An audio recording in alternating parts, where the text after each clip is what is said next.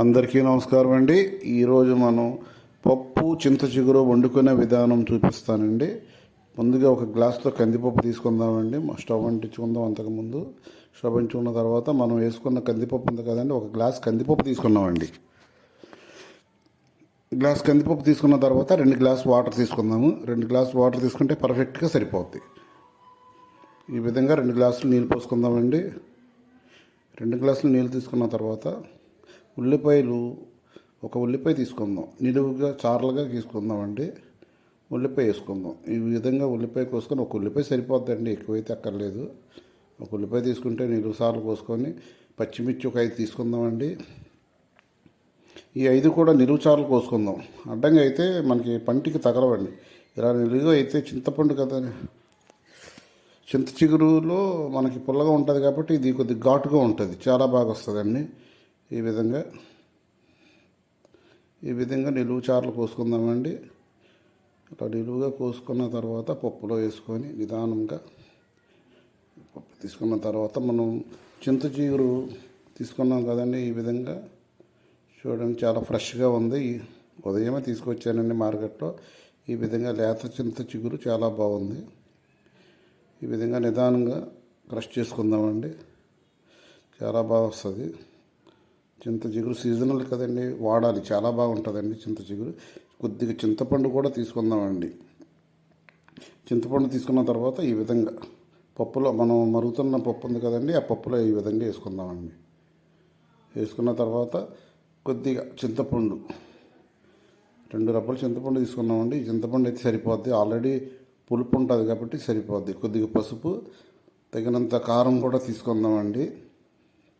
కారం తీసుకున్న తర్వాత మనం అయితే ఉప్పు వేసుకోకూడదండి. ఇప్పుడు మనం అంతా ఉడికినాక మనం క్రష్ చేసుకుందాం, పప్పుని మెత్తగా రుబ్బుకుందాము. అప్పుడు రుబ్బుకునేటప్పుడు వేసుకోవాలి. ముందుగా వేసుకుంటే పప్పు ఉడకదండి. ఈ విధంగా మనం కలుపుకుందామండి. నిదానంగా కలుపుకుందాం. చూడండి, పప్పు ఉడికింది, బాగా మెత్తగా ఉడికింది, చాలా బాగా వచ్చిందండి. ఈ విధంగా అయితే చాలా బాగా వస్తుందండి. మీకు ఏమన్నా వంటలు కావాలంటే చెప్పండి, మామూలుగా చేసి పెడతానండి. మామూలుగా ఏది కావాలన్నా వీడియో చేస్తానండి. ఈ విధంగా పప్పుని క్రష్ చేసుకుంటూ ఉండండి నిదానంగా.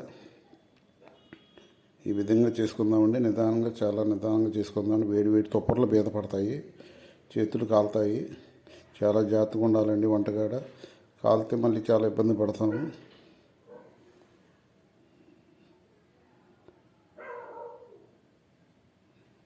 దీనికి తగినంత సాల్ట్ వేసుకుందామండి. ఇదిగోండి సాల్ట్ తగినంత, కొద్దిగా మామూలు పప్పుల కన్నా దీంట్లో ఒక కొద్దిగా ఎక్స్ట్రా పడుతుందండి. పులుపు ఉంటుంది కదండి, పులుపు వల్ల ఏమవుతుందంటే మనం కొద్దిగా ఎక్స్ట్రా వేసుకోవాలి సాల్ట్.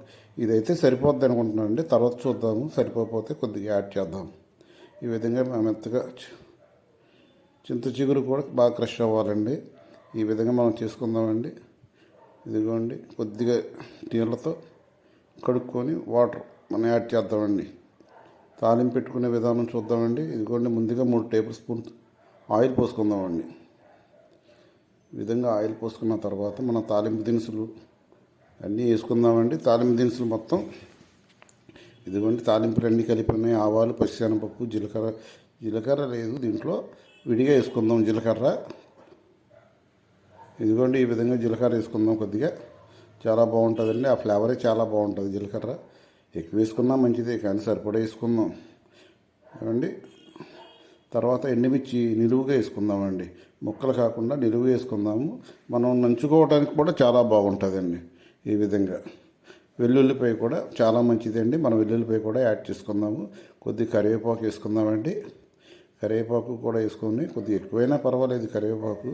ఈ విధంగా నిదానంగా వేసుకున్న తర్వాత కరివేపాకు కొద్దిగా వేగినాక వేసుకుందామండి. లేదంటే ఇవి యాగవు, కొద్దిగా మెత్తదనం వస్తాయి. కొద్దిగా వేగిన తర్వాత కరివేపాకు వేసుకుందాం. 2 రబ్బలు వేసుకున్నామండి, ఎక్కువ కాకుండా మామూలుగా.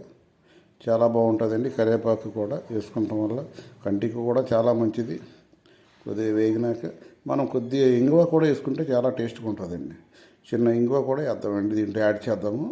ఇంగువ ముక్క ఇది చాలా బాగుంటుందండి. రాజమండ్రి నుంచి తెప్పించామండి ఇంగువ. ఇది కూరల్లో లాస్ట్లో పప్పుల్లో వాడతాను, కానీ ఇది చాలా బాగుంటుందండి ఇంగువ.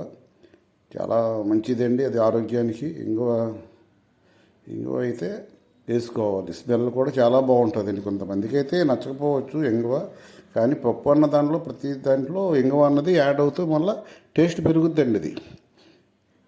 ఈ విధంగా గిన్నె దించుకొని మనం తిరగమూత తీసుకుందామండి.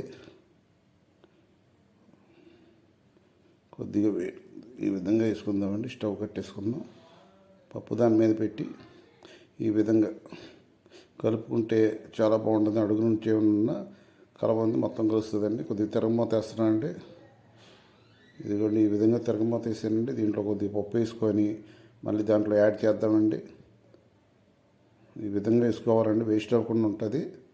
ఇదిగోండి ఇలాగా. ఓకేనండి, చాలా బాగుంటుందండి. ఈ విధంగా చేసుకోండి. పప్పు చింత చిగురు మనకి సీజన్లో దొరికేది చింత చిగురు ఎప్పుడు కావాలంటే అప్పుడు దొరకదండి. మిగతా కూరగాయలు అన్నీ దొరుకుతాయి, కానీ ఈ చిగురు అన్నది ఇప్పుడే వస్తాయండి. సమ్మర్ టైంలోనే చింత చిగురు వస్తుందండి. చాలా ఫ్రెష్గా ఉంటుందండి.